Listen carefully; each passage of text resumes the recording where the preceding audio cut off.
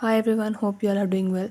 In this video, I will show split screen how to choose multi-screen on Realme P3x. Before starting this video, please press the bell icon or do subscribe this channel. Let's start our video without wasting any time.